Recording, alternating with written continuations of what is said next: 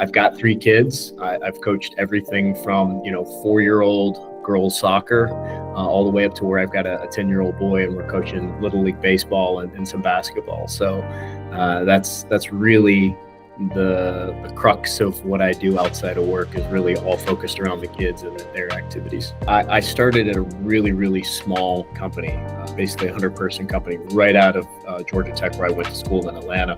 I didn't know it at the time, but it was kind of in that private equity environment where you were buying a lot of things, and there was a lot of rapid expansion. And it was really critical because it gave me really intense hands-on experience as an operator. And so from there, I evolved and worked for bigger and bigger companies, and then eventually moved over into private equity for a little while and got that experience.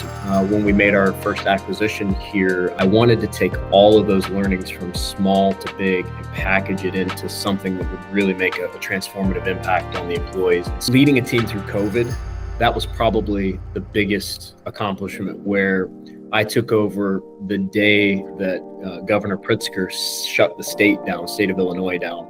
Then navigating a fairly diverse multinational team through that, where our sales dropped from lack of shipments in a 3-month period to OEs.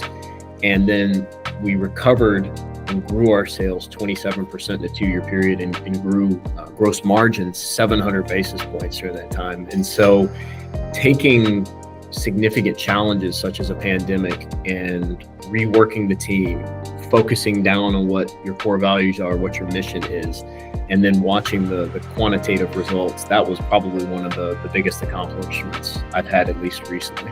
When you talk about coaching a baseball team for 9 and 10-year-olds, and then you talk about how you're dealing with frontline workers, you have to be hard on task, soft on people.